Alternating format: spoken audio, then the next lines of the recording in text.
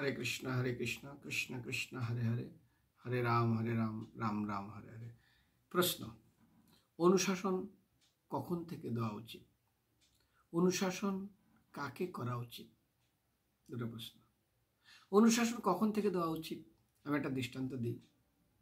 যখন কুম্হার অর্থাৎ মাটির পাত্রে যারা কাজ করে, মাটির একটা বড় নরম মাটির বড় একটা চাং থাকে, ওখান থেকে মাটি নেয়। মাটি নেওয়ার আগে ও চিন্তা করে আমি কি বানাবো, ও যেটা তৈরি করতে চায় সেই অনুসারে কত বড় তৈরি করব, তার রূপরেখা কি দিব, আগের থেকে সে মন থেকে তৈরি করে সেই অনুসারে মাটি নেয়, নরম মাটি। তারপরে ওর একটা ঘুরতে থাকে, তার ভিতরে দেয়। তারপরে ও আগের থেকে মন থেকে তৈরি করে আমি এটা তৈরি করব। সেই হিসাবে তার হাতে এমন শিক্ষা দেওয়া সে সেটাই তৈরি হয়। যদি হাঁড়ি বানাতে চায় হাঁড়ি হয়, যদি কলসি বানাতে চায় কলসি হয়, যদি ঘটি বানাতে চায় তা ঘটি হয়। কিন্তু কোন মাটিতে হয়? নরম মাটিতে। আর সেই নরম মাটিতে এই কলসি ঘটি যাই বানান, হাঁড়ি যাই বানান না কেন, আগের থেকে আপনার মনের ভিতরে তৈরি থাকতে হবে আমি এটা বানাবো। কত সাইজ বানাবো সেই অনুসারে মাটি নেয়। আর নরম মাটিতে আপনি যা ইচ্ছা করবেন আপনি তৈরি করতে পারবেন। ওই একই মাটি যদি শক্ত হয়ে যায়, একটু শক্ত হয়ে গেছে তখন আর হবে না। আর তাতে যদি শুকিয়ে যায় আর কিছু বানানো যাবে না। আর শুকানোর পরে যদি আবার ওই মাটিটা কেউ আগুনে পুড়িয়ে ফেলে, কিছুই চেঞ্জ হবে না। শুকনো মাটি আবার জলে দিলে নরম করা যায়, সচরাচর হয় না, তার কিছুদিন রাখতে হয়। তারপরে একটা সময়ের জন্য অপেক্ষা করে, হ্যাঁ এখন আমি বানাতে পারবো, তখন সেটা বানানো যাবে। কিন্তু একই মাটি যখন শুকিয়ে গেছে তাকে জলে দিয়ে নরম করে আপনি আবার বানাতে পারবেন।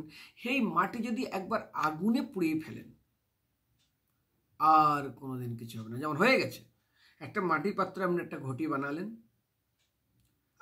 ভুল হয়ে গেল। ঘটি বানানোর পরে ওটা চেঞ্জ করতে চাইছেন, শুকানোর পরে তাকে খাটনি আছে তার পিছনে, আবার জলে দিতে হবে। কিন্তু ঘটি বানানোর পরে আগুনে দিয়ে পুড়িয়ে ফেলেছেন, এখন চিন্তা করছেন না ভুল করেছে, এখন এটা আমি কলসি বানাবো।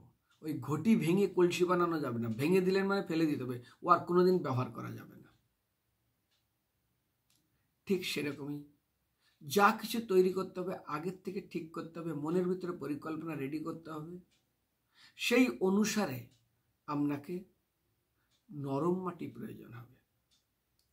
আপনি নরম মাটি দিয়ে হয়তো ভুল করে বানিয়ে দিয়েছেন, ওটা আবার ভেঙে চুরে আবার চেঞ্জ করা যাবে। কিন্তু শুকনো মাটি এবং পোড়া মাটিতে হবে না। অনুশাসন যদি দিতে হয় শিশুকাল থেকেই দিবেন। সংস্কার যদি দিতে হয়, জন্ম জায়তে শূদ্র সংস্কারের নবদ্বীজ, জন্মের পর থেকে সংস্কার দেওয়ার রাস্তা শাস্ত্রে বর্ণনা করা হয়েছে। শুকনো মাটিতে সংস্কার দিতে যাবেন, হবেই না। আর তাতে যদি পোড়া মাটিতে সংস্কার দিতে চান, ফেলে দিতে হবে, কেউ কিনবেও না। তো সেই জন্য আমাদের এই আধ্যাত্মিক জীবনে কৌমার আচারের প্রাজ্ঞ ধর্মান ভগবত নিহ, কৌমার অবস্থায় শিশুকাল থেকেই আপনার সংস্কার দেওয়া উচিত। আর এটা করা উচিত, নইলে শ্রময়ে ভয়ে কেবলম উৎপাতায় কল্পতে, শ্রম আর জীবন বিষাদগ্রস্ত হবে। হ্যাঁ, যেমন কোনো কৃষক যখন কোনো জমিতে কোনো ফসল, যেমন ধান আপনি লাগাতে যাচ্ছেন, ধানের জন্য আপনার নরম মাটি তো করতেই হবে, তাতে জলও থাকতে হবে, সেই মাটিতে ধান হবে। আবার ওই মাটিতে যদি গম ছড়িয়ে দেন তো পচে যাবে। তাহলে গমের মাটি কি লাগবে? না নরম না শক্ত, একটা স্তর থাকে, সেটাকে জো বলে। সেই সময় একদম শুকনো মাটিতে গম ছড়াবেন, তাতে গমের বীজ আসবে না। তাহলে গমের বীজ আসবে কোথাতে? নরমও থাকলে হবে না, শুকনো হলে হবে না, তার ভিতরে জলের ভাগটাও থাকবে। সেই জো দেখার পরে বীজ দিতে হয়, তারপরে বীজ অঙ্কুরোদ্গম হয়। বীজ উল্টে পড়ুক আর সুল্টে পড়ুক সেটা না, ঠিক বীজ আসবেই। ঠিক অনুশাসন কখন করবেন? আপনার জো দেখে যেমন বীজ ফেলতে হয়, ঠিক আপনার অনুশাসনের সময়, অর্থাৎ শিশুকাল থেকেই তাকে দিতে হবে। বড় হলে আর দিতে পারবেন না।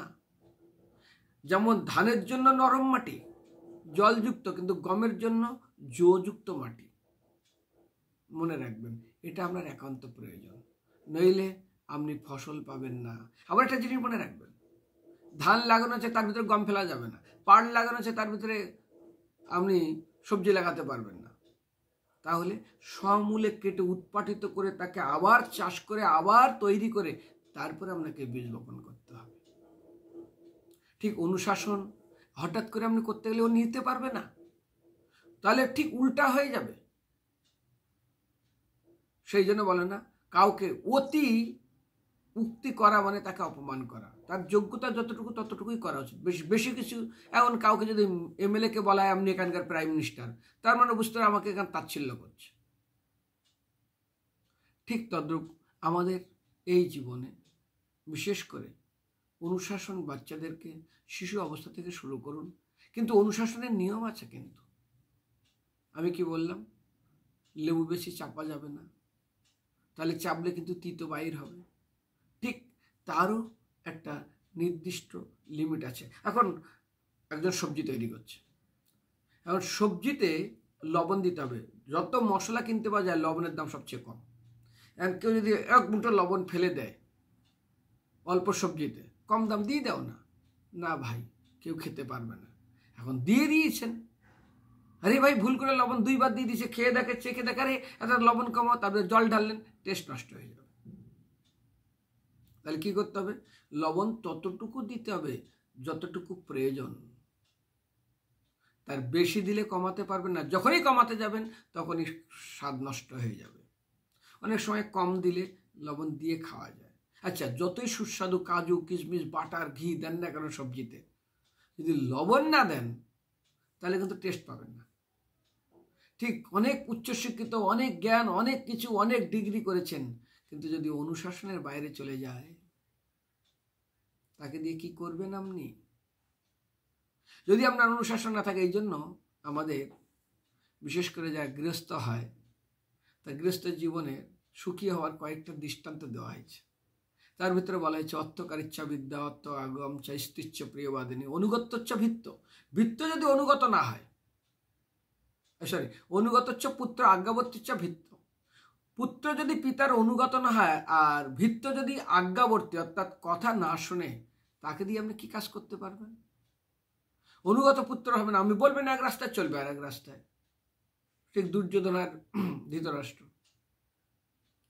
আর ভিত্ত যদি তার মন মতে চলে, তাকে দিয়ে কি কাজ করবেন আপনি? ঠিক বলবেন জল আনতে, কেরাসিন নিয়ে এসে বসে গেল, ওই রকম ভাবে চলবে না। আজ্ঞাবর্তী ভিত্ত হতে হবে আর অনুগত পুত্র হতে হবে।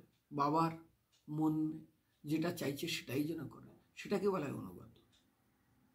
তো সেই জন্য আমাদের বিশেষ করে কি যোগ্যতা দরকার হতে পারে আজ ছাত্র জীবনে, সেটা আমি আপনাদেরকে শোনালাম।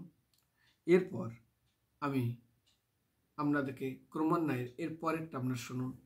এই অনুশাসনকে কেন্দ্র করে একের পর এক আমি শিক্ষামূলক কাহিনী বলবো।